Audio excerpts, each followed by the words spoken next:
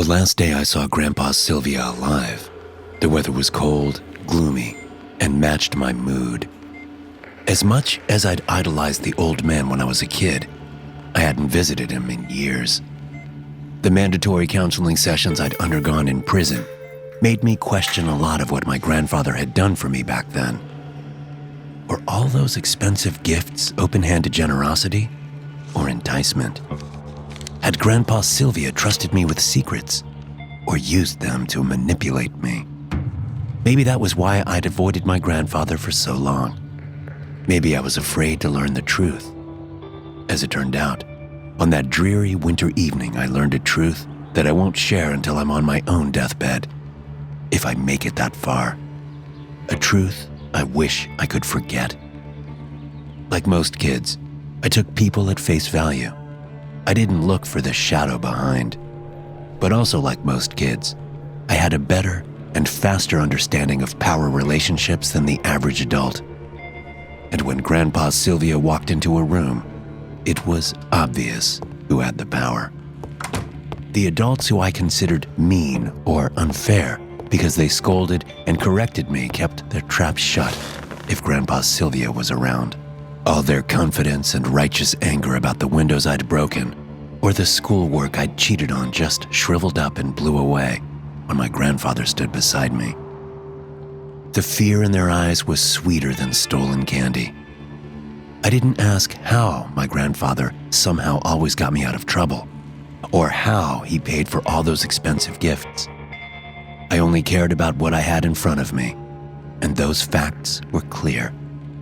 Grandpa Sylvia was stylish, rich, and on my side.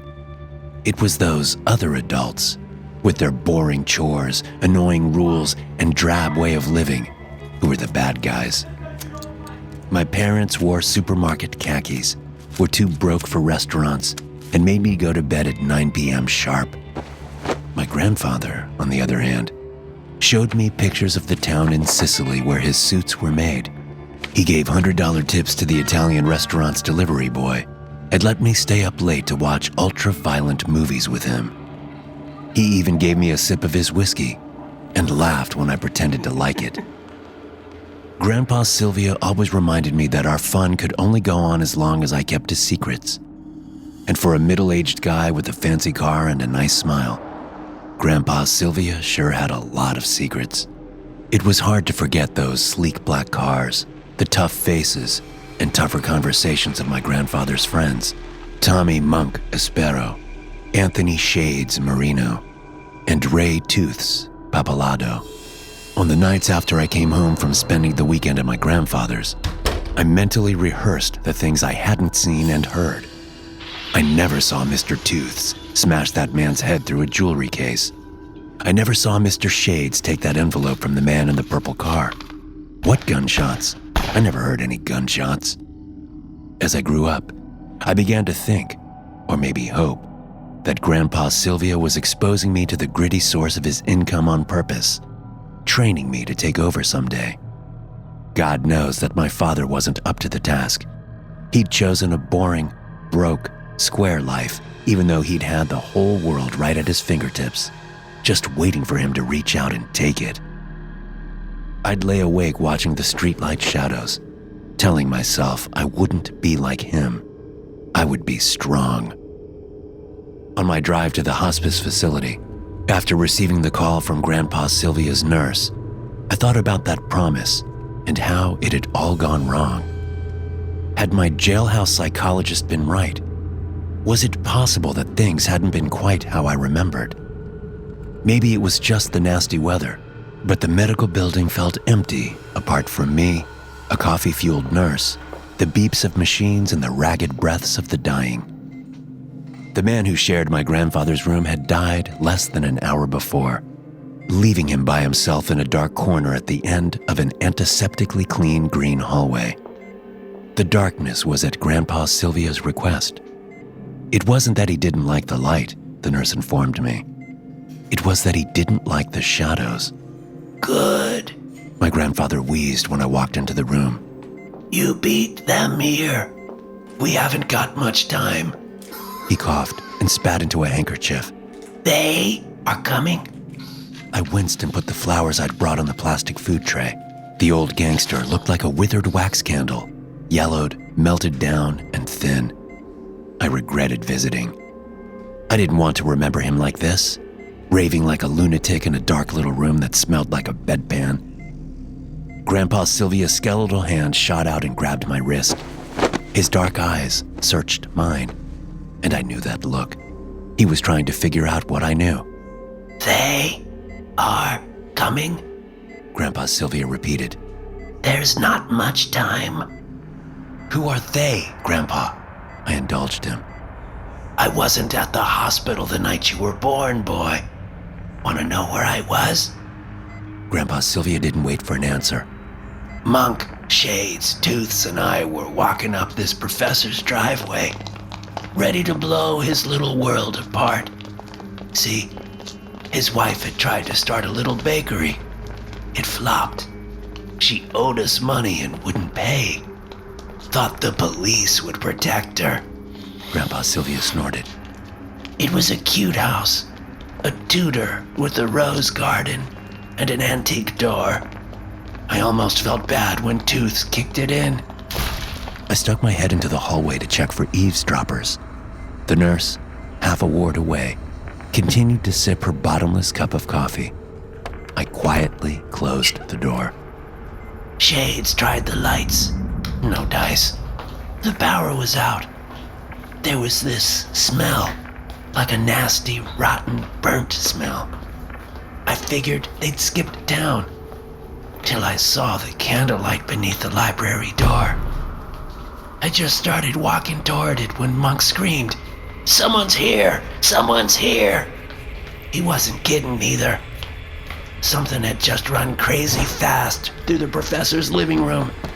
Shades tried to chase it, but he tripped on some antique furniture and busted his ass. Grandpa's once hearty laugh was a dry cackle. We had our guns ready by then. Tooth went from room to room, smashing stuff with the butt of his shotgun and singing, come out, wherever you are." His usual strategy for scaring somebody out of hiding. This time, though, he was the scared one. I could hear it in his voice. Hell, I was scared too. Everything about that night was wrong. The big old house on a quiet forest lane, the dark rooms, the candlelight and that awful burning reek. And them. My grandfather took a deep, shuddering breath. You know how sometimes you're sure that you saw something out of the corner of your eye, but when you turn, it's gone? That's what they were like. They skittered under chairs, over the professor's wood-carved dining room table, across the fucking ceiling. Shades couldn't take it. He started shooting at shadows, screaming about how we were surrounded. No good. They were too fast, until one of them stopped right in front of Shades. It pulled the barrel of his .45 into its chest and let him fire until the magazine was empty. I could hear the empty clicks. Then it pressed its thumbs into Shades' eyes, and he fell on the floor, screaming and foaming at the mouth. That's how Shades got his nickname, see? You know those sunglasses he always wears? The glass is custom made with silver, 'cause without 'em, he sees things. Awful things. Things that ain't there. Or hell, maybe they are, and we just don't know about it. What about Monks and Tooths? While Shades was having his little seizure on the hardwood, Tooths came running down the hallway, blasting behind him with his shotgun. One of them came out of nowhere and tripped him. When he hit the ground, it climbed on top of his chest, pinched his nose shut, and started pulling his teeth out of his mouth one by one. Monk and I crashed into the library and... My grandfather's door flew open. I jumped, my hand fumbling for a gun that I no longer carried. Not that I thought it would do much good. Grandpa Sylvia's nurse had arrived with his medicine. He put on a brave face as she took some measurements. How am I? Still dying? Grandpa Sylvia sneered. The nurse gave him a sad little smile, not noticing how he hid the pills under his tongue and spat them out after she left. He nodded to me to check the corridor after she left. We were alone again. You ever wonder why Monk doesn't talk? Grandpa Sylvia said suddenly. It's just his thing, right? I replied. Shades has the sunglasses. Tooths has the flashy golden grill. Monk doesn't talk. Monk doesn't talk because there's only one line he can say. Doctors have looked at him, speech therapists. But ever since that night, the man's lips can only form one phrase. Read the books, read the curtains, read her bleeding heart. Just that one line, over and over. Because that's pretty much what he saw that night in the professor's library. It would have been beautiful. Ceiling-high antique bookcases, Turkish carpets, even a goddamn chandelier. Problem was, it was all covered with blood. Absolutely soaked with it. Like a human bomb had gone off, and the stench was unbearable. In the middle of it all stood the professor. His wife, or what was left of her, lay in front of him, wrapped in curtains. There were these weird symbols carved into the floor, and those tall black candles that flickered. Monk pointed his .38 at the professor, and felt it ripped right out of his hand. They had finished with Shades and Tooths. They were behind us now. We were trapped. So what happened? My boys were bleeding, unconscious or insane, and they were closing in, hungry. What can I say? I made a deal. A cut of my profits in exchange for my life. Kinda funny in a way. I went to that damned house to shake down the professor's wife, but he'd killed her first and in exchange found a way to strong-arm me instead. Ever since then, I kicked back a percentage of our business to the professor. In exchange, I don't ever gotta go back to the quiet house at the end of the wooded lane. I don't ever gotta see whatever horrors are going on inside. For as long as I live and our family kicks back on time, I don't have to look over my shoulder for them. You keep saying them, Grandpa. What are they exactly? Why don't you ask them yourself? They are gonna be here any second. The hospice room door creaked open, and I found myself face to face with the professor. He was about what I'd expected. A pudgy bald white guy in a rumpled sweater vest and pants too long for his legs, fiddling with his umbrella.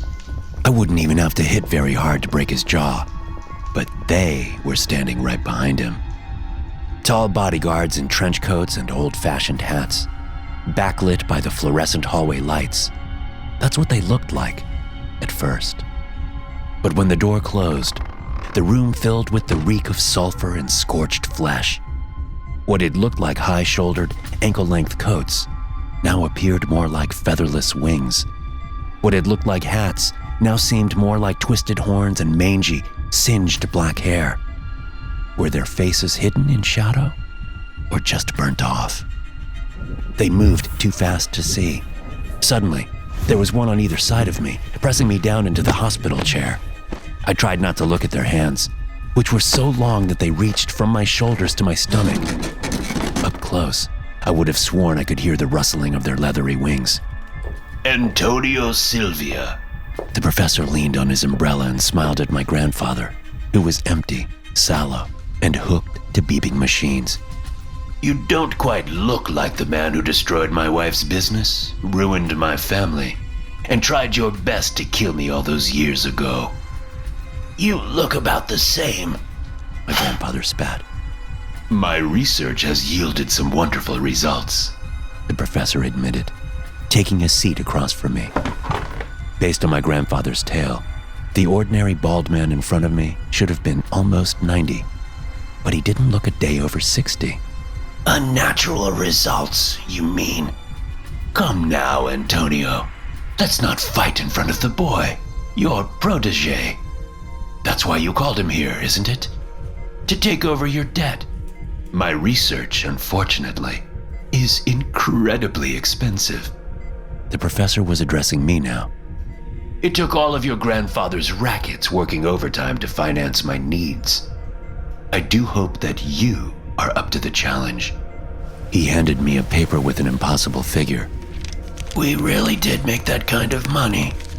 Once. My grandfather gave me a hard look. But times have changed. Monk, shades, and tooths are all gone.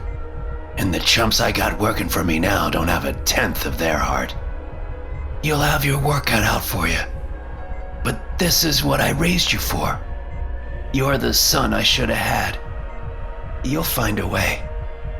I can't. I rambled. I just got out of prison. What if I don't want to do this? What if I can't make it work? The 12 fingers crisscrossing my chest squeezed horribly, and the tall figures on either side of me let out an awful, angry hiss. The professor looked almost heartbroken. Oh, let's avoid hypotheticals, shall we? Let's just assume you'll make your quota on time each month, every month. I sincerely hope you can, because if not even in death can you escape us, as your dear grandfather is about to find out. I'd been so terrified by the future that awaited me that I hadn't noticed the way my grandfather's machines had begun to sound alarms. The sudden appearance of the professor had been too much for him. I could hear the fear in Grandpa Sylvia's erratic breathing as he fought desperately to stay alive. No, he rasped. We had a deal. My grandfather's bony hands clawed at empty air.